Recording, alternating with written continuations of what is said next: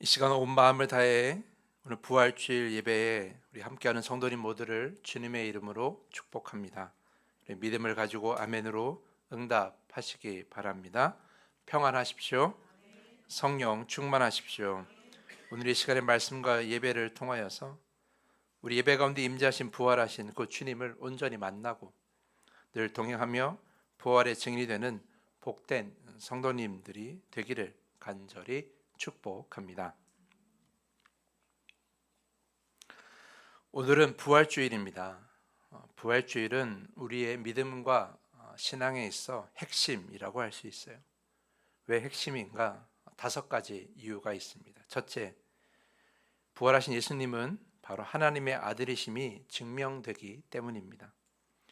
예수님은 공생애 가운데 부활을 여러 번 말씀하셨어요. 그 말씀대로 부활하신 거죠. 그렇기 때문에 말씀대로 부활하셨다면 예수님께서 하나님의 아들이신 것과 또한 그분의 모든 가르침이 진리임이 증명되는 겁니다. 그러니까 예수의 부활은 중요한 것이고요. 두 번째로 예수의 부활은 죄와 사망으로부터 승리이기 때문입니다. 죄의 대가인 죽음, 그 권세를 깨트릴 수 있는 유일한 분이 바로 우리 예수님밖에 없다라는 거죠. 그래서 우리 예수님을 통하여 우리가 이 영원한 영생의 길로, 구원의 길로 갈 수 있다는 것을 이 부활로 증명하신 겁니다.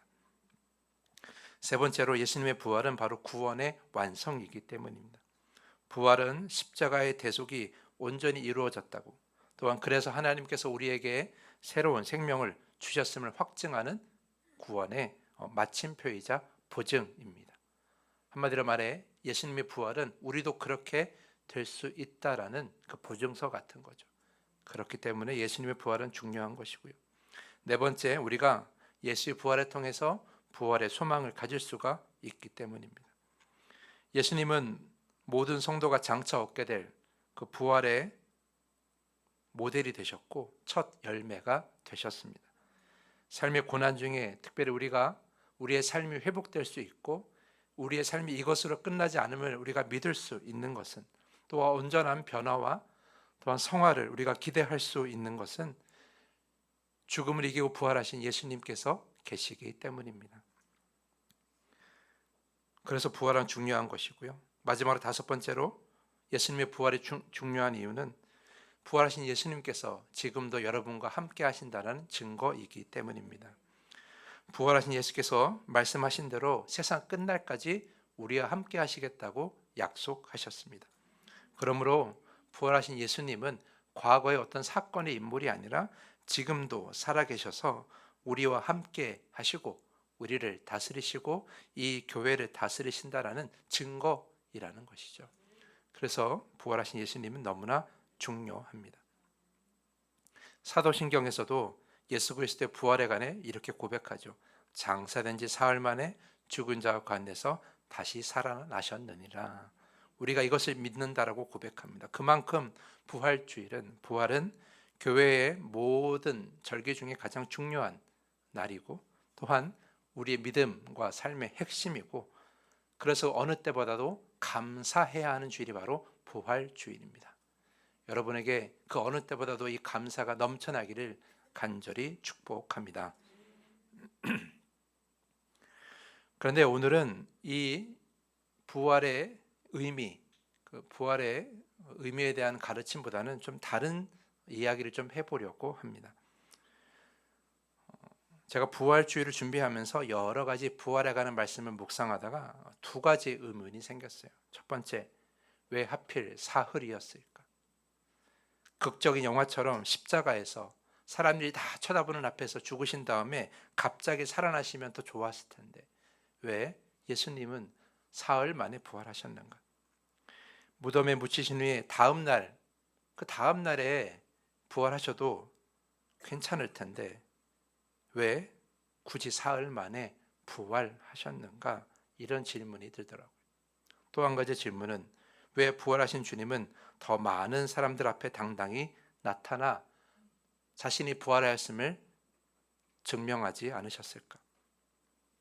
당시 예수의 부활을 부인하던 그 사두개파를 중심으로 한 유대인들에게, 유대교의 지도자들에게, 또는 그 당시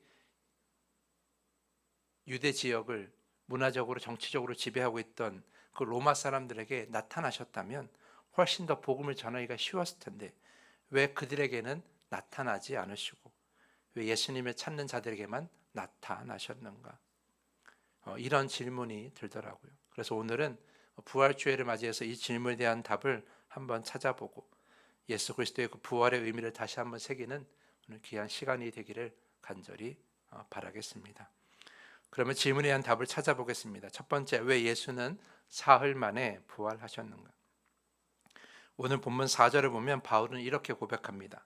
장사 지낸 바 되셨다가 성경대로 사흘 만에 다시 살아나사라고 말이죠.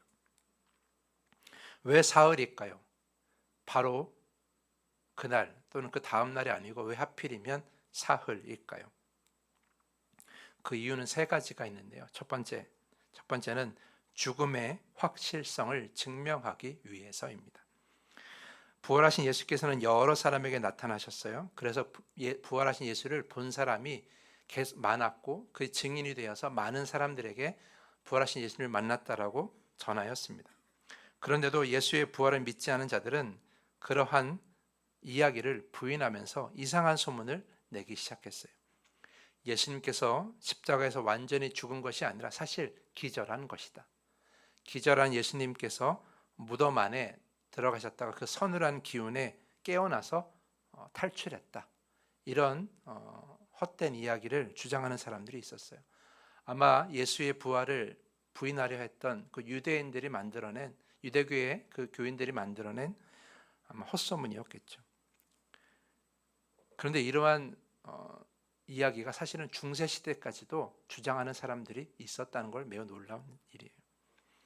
하지만 이러한 주장은 매우 불가능한 이론입니다. 왜냐하면 성경을 보면 예수님께서 죽으셨을 때 로마 군사가 예수님의 옆구리를 찔렀다라고 되어 있거든요. 그때 뭐가 흘러요? 물과 피가 흘렀다라고 되어 있어요. 이것을 의학적으로 보면 사람이 사망을 하면 그 혈액이 순환을 멈추게 되고 혈액 내의 성분들이 분리가 되기 시작한다고 해요.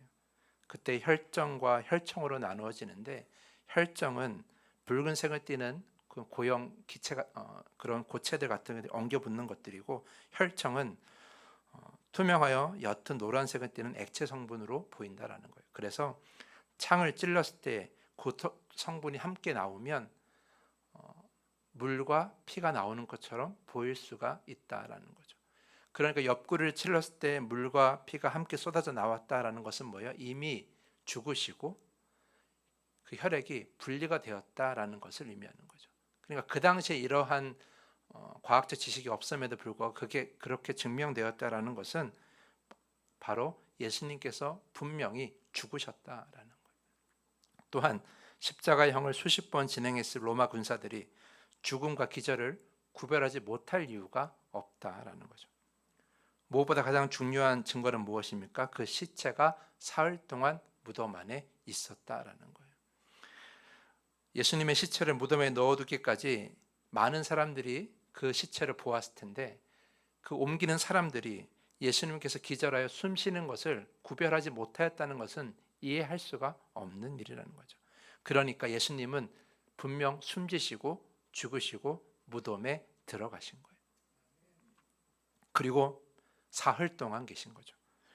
여러분, 사람이 죽으면 본격적으로 부패가 일어나는 시간이 사후 24시간부터 72시간까지라고 합니다. 그러니까 예수님께서 사흘 동안 계셨다는 그 시간이 어떤 시기예요? 예수님의 그 시체가 부패되어 가는 시기라는 거예요. 그러니까 사흘 동안 있었던 이유가 무엇이냐? 진짜 죽었음을, 진짜 부패되고 있음을 증명하기 위해서 사흘 동안 무덤에 있었다라는 거죠. 그러니까 사흘이라는 의미는 무슨 의미예요? 바로 예수님은 분명히 죽으셨다라는 걸 의미하는 거예요. 그래서 우리가 사도신경에서 고백할 때 장사한 지 사흘 만에를 고백하는 것은 분명한 의미가 있는 것이죠. 또한 사흘은 성경의 약속을 성취하기 위함이라는 거예요. 오늘 4절 말씀 보면 바울은 부활하셨다는 그 말씀 앞에 뭐라고 붙입니까? 성경대로 부활했다라고 기록하고 있어요. 예수님은 생전에 요나의 표적을 언급하시면서 밤낮 사흘 동안 땅속에 있을 것이다라고 말씀하십니다. 이미 예수님께서는 사흘이라는 시간이 우연이 아니라 정해진 시간이라고, 성경에서 이미 약속된 시간이라고 가르쳐 주신 거예요. 그러니까 이 사흘은 임의의 시간이 아니라 하나님께서 이미 우리를 구속하기 위한, 우리를 구원하기 위한 그 스케줄 안에 계획해 놓으신 시간이라는 거예요. 마지막으로 이 사흘은 어떤 의미가 있느냐? 바로 소망이 없는 우리에게 큰 소망이 된다라는 거죠. 아까 말씀드린 것처럼 사흘이 지나면 시체가 부패하기 시작하는 거예요.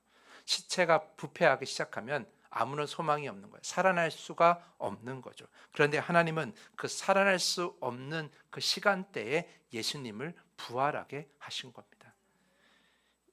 지난 금요일 성금요일을 맞이하여 우리가 금요 매듭기도의 시간에 테네브레 예배, 즉 어둠의 예배를 드렸었어요.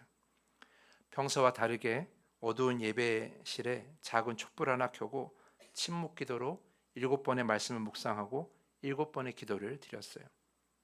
여러분 어떠셨어요? 해보신 분들 아마 많이 어색하셨을 거예요. 그리고 답답하셨을 거예요. 맨날 밝은 데서 예배 드리다가 정말 큰 목소리로 찬양하다가 그렇게 침묵으로 기도하고 어두운 곳에서 머무는 것이 결코 쉬운 일은 아니었을 거예요. 하지만 우리가 그 긴 어둠의 예배를 드리면서 확신하는 것은 무엇입니까? 예수님도 이 어둠의 시간을 사흘 동안 보내셨다라는 거예요. 예수님께서 그 사흘의 긴 어둠의 시간을 보내신 다음에 그 어둠에 그냥 묻히신 것이 아니라, 그 어둠에 머무신 것이 아니라 그 어둠을 이기셨다라는 거죠. 우리가 어색하고 힘들어했던 그 어둠의 시간을 이기고 새벽에 그 빛과 함께 부활하신 것이죠. 사랑하는 성도 여러분, 그러므로 여러분들에게 이 긴 어둠과 같은, 이 사흘과 가는 긴 어둠과 같은 절망이 있으시다면, 그런 긴 어둠과 같은 인생을 살고 계시다면, 그래서 모든 것이 끝났다고 생각되는 그러한 순간을 살고 계시다면 그것은 바로 부활의 능력이 나타날 때라는 걸 여러분이 꼭 믿으셔야 할 것입니다. 사흘이라는 시간을 예수님께서 계셨다라는 것은 우리에게 그런 긴 어둠의 시간이 있을지라도 결코 절망해서는 안 된다는 것을 우리에게 가르쳐 준다라는 거죠. 죽음은 우리에게 늘 다가오지만, 그 어둠은 우리에게 다가오지만, 그러나 우리가 결코 두려워하지 않는 것은 우리는 부활을 믿기 때문이고, 부활하신 예수님께서 우리를 그러한 곳으로 함께 인도하고 계시기 때문입니다. 그러므로 여러분, 사흘이라는 시간은 우리의 인생과 다를 것이 없어요. 우리가 그렇게 어둠 속에 있을지라도 반드시 빛으로 나아갈 수 있다는 것, 찬란하게 빛날 그 영광의 순간이 우리에게도 다가올 수 있다는 것을 믿게 한다는 것이죠. 그럼 사랑하는 성도 여러분, 절망이 깊을수록 더 믿으시기 바랍니다. 어둠이 더 깊을수록 믿으시기 바랍니다. 여러분에게 반드시 부활하신 예수님의 빛이 찾아오게 될 것입니다. 그런 의미로 사흘은 우리에게 필요한 것이었어요. 두 번째 질문입니다. 왜 부활하신 예수님께서는 모든 이에게 나타나지 않으셨는가? 오늘 5절과 8절 말씀을 보면 바울은 이렇게 고백합니다. 부활하신 예수님께서 게바 즉 베드로와 12제자와 500여 형제와 야고보와 그리고 자신에게 나타났다라고 고백하고 있습니다. 그런데 왜 당시 빌라도나 또 로마 황제나 주님을 조롱하던 유대교의 지도자들 앞에 예수님은 나타나지 않으셨을까요?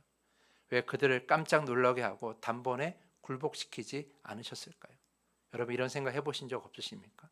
그렇게 나타나셨으면 더 쉽게 복음을 전할 수 있었을 것이고 핍박도 없었을 것인데 왜 예수님은 나타나지 않으셨는가?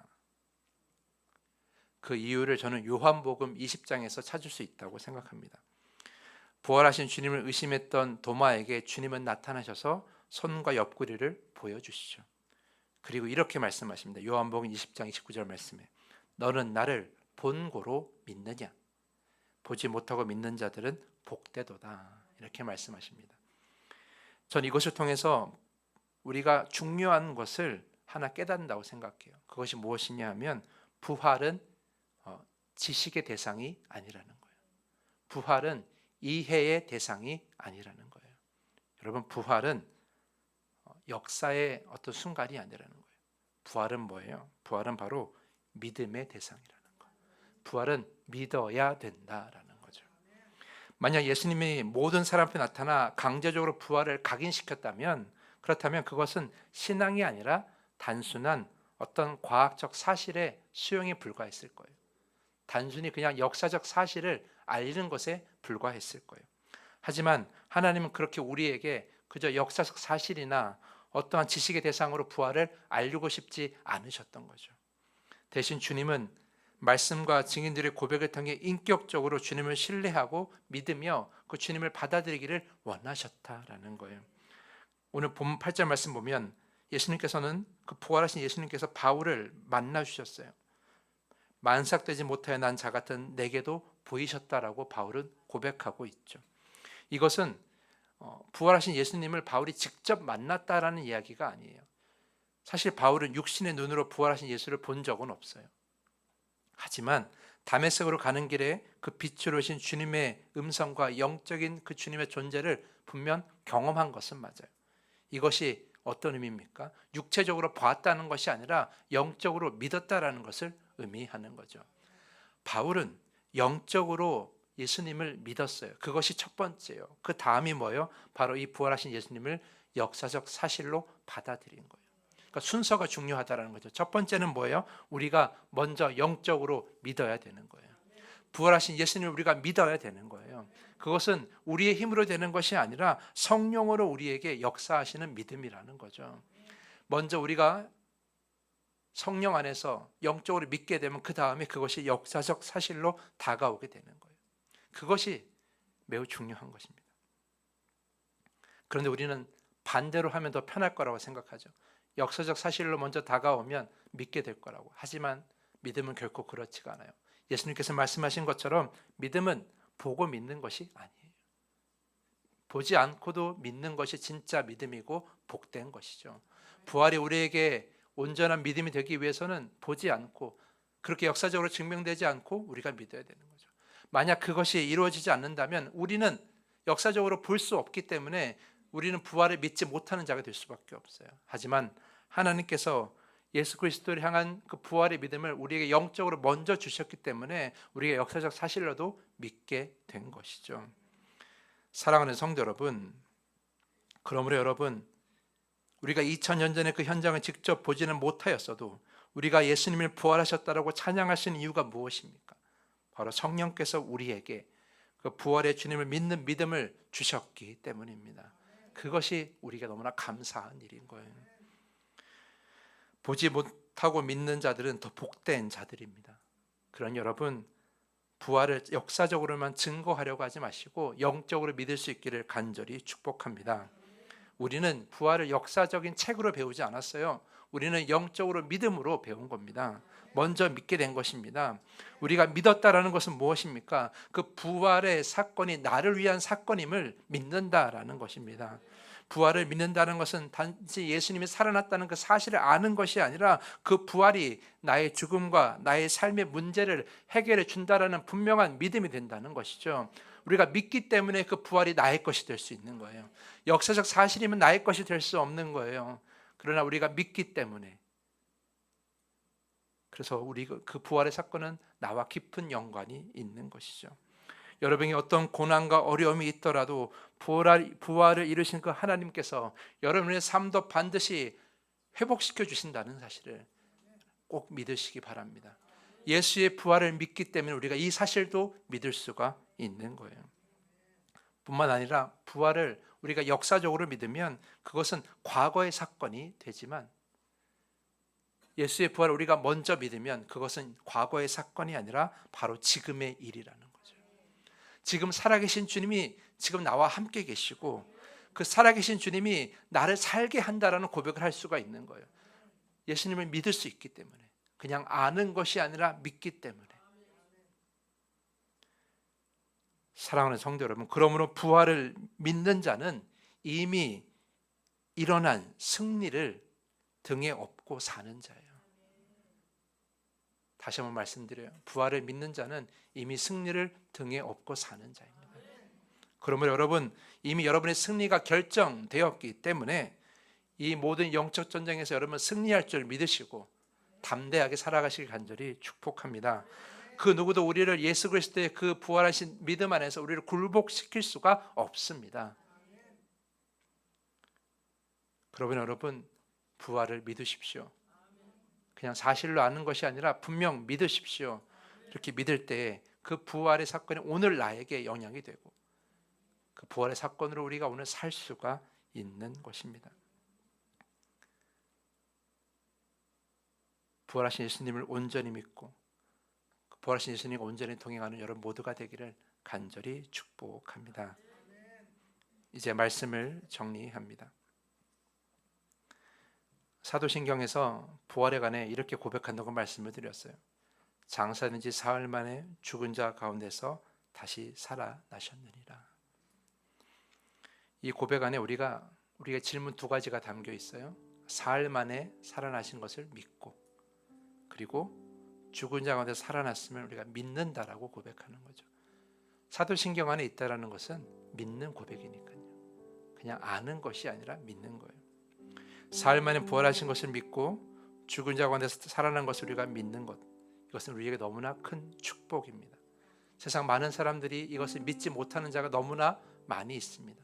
그러나 그것을 우리가 믿을 수 있다는 것은 그 예수님의 그 존재, 부활하신 예수님이 지금 곧 나와 함께 하신다라는 것이고 나의 삶을 회복시켜 주신다라는 믿음이 있기 때문입니다. 오늘 이 시간에 간절히 기도하기 원합니다. 주님, 부활하신 예수님의 그 놀라운 사건을 우리가 아는 것에서 그치지 않게 하여 주시고 분명한 믿음을 갖게 하여 주시옵소서. 온전히 믿게 하여 주셔서 그 부활의 생명이 우리 매일의 삶을 변화시킬 수 있다고 믿게 하여 주시옵시고 세상 속에서 부활의 산증인으로 살게 하여 주시옵소서. 다시 오실 주님을 기쁨으로 기다리는 복된 성도가 되게 하여 주시옵소서. 이 시간에 말씀을 생각하며 우리 다짐의 기도를 주님께 드립니다. 기도하겠습니다. 하나님, 이 시간 간절히